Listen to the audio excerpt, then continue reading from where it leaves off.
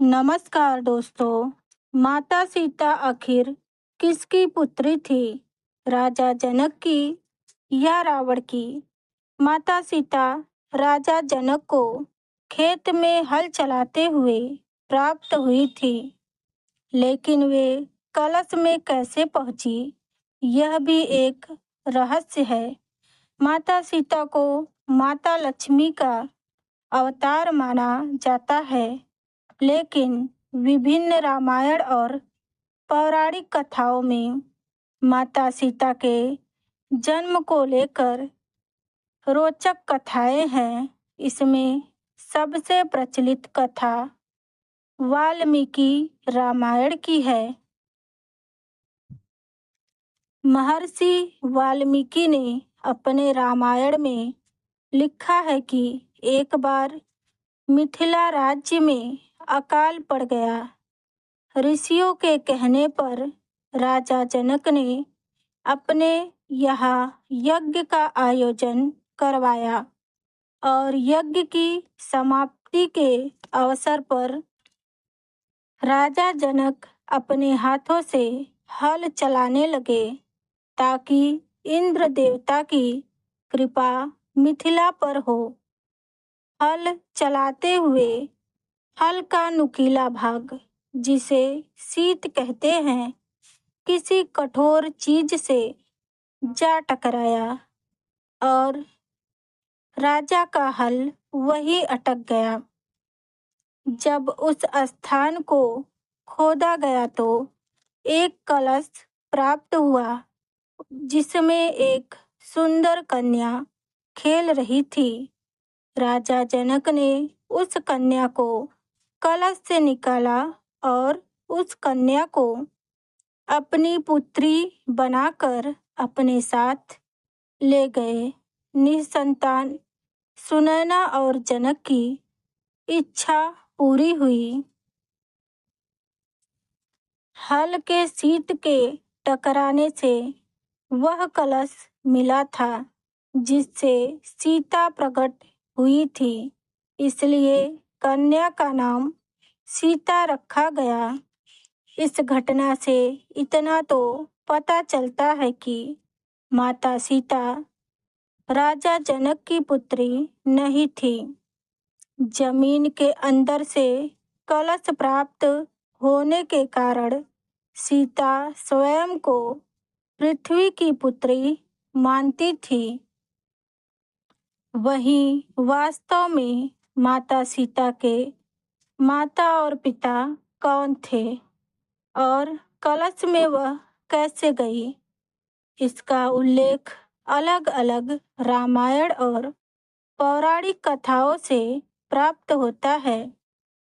अद्भुत रामायण में सीता को रावण और मंदोदरी की बेटी बताया गया।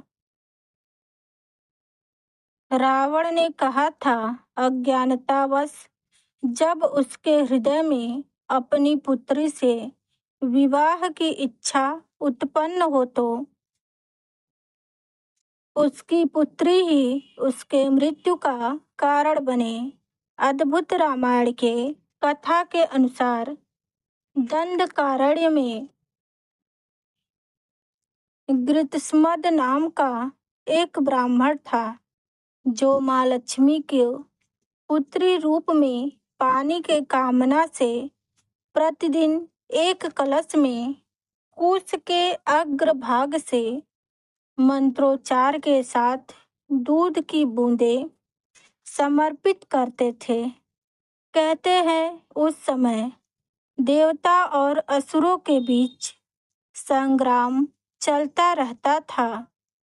कभी असुर देवता पर, कभी देवता असुरों पर आक्रमण करते रहते थे।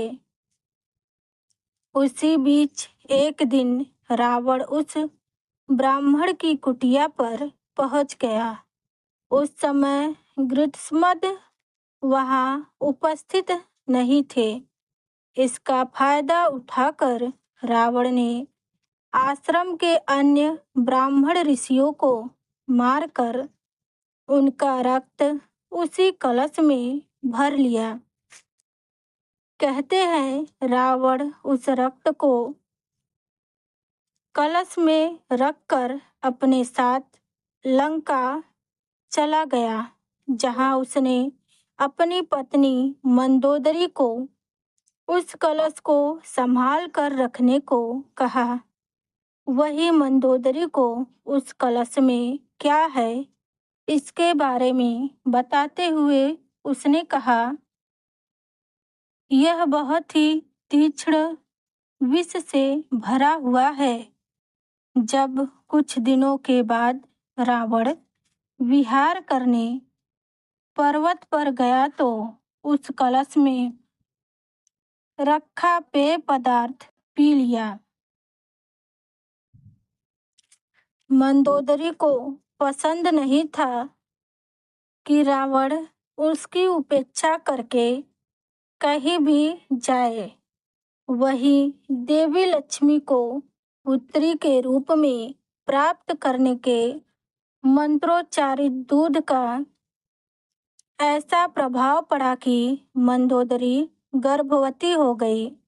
उसके बाद उसने सोचा, इस समय मेरे पति मेरे पास नहीं हैं। ऐसे में जब पता चलेगा तो सब क्या सोचेंगे। यह सोचते हुए मंदोदरी तीर्थ यात्रा के बहाने कुरुक्षेत्र चली गई। कहा जाता है वहीं उसने गर्भ को निकालकर भ्रूण को एक घड़े में रखकर भूमि में दफन कर दिया और वापस लंका लौट गई। कहते हैं वही घड़ा हल चलाते हुए मिथिला नरेश राजा जनक को प्राप्त हुआ था, जिसमें से सीता जी प्रकट हुई थी।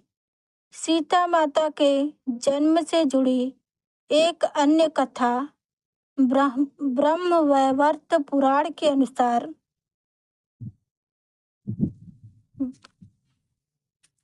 वेदवती थी। वह भगवान विष्णु की उपासक होने के साथ उनसे ही विवाह करना चाहती थी। वेदवती अपनी इस इच्छा पूर्ति के लिए सांसारिक जीवन छोड़कर जंगल में कुटिया बनाकर तपस्या में लीन रहने लगी। इसी दौरान एक दिन जब रावण हिमालय का भ्रमण करता हुआ ऋषि कन्या वेदवती को देखा तो मोहित हो गया। वह कन्या के निकट गया और अभी तक अविवाहित रहने का कारण पूछा। तब वेदवती ने बताया कि उसके पिता उसका विवाह विष्णु भगवान से करना चाहते थे, परंतु एक राक्षस के मुझ पर मोहित होने के कारण उसने मेरे पिता का वध कर दिया। पति के वियोग में माता की भी मृत्यु हो गई। पिता की मृत्यु का बदला लेने के लिए ही उन्होंने तपस्या का मार्ग अपनाया है। रावण ने शुरू में वेदवती को बहकाने की कोशिश की, परंतु उसके नहीं मानने पर उसने वेदवती के केस पकड़ लिए। तब कहा जाता है वेदवती ने रावण के द्वारा पकड़े गए बालों को काट दिया और दौड़ते हुए अग्निकुंड में कूदकर अपनी जान दे दी। मगर मरने से पहले उसने रावण को श्राप दिया कि वो खुद रावण की पुत्री के रूप में जन्म लेकर उसके मृत्यु और विनाश का कारण बनेगी।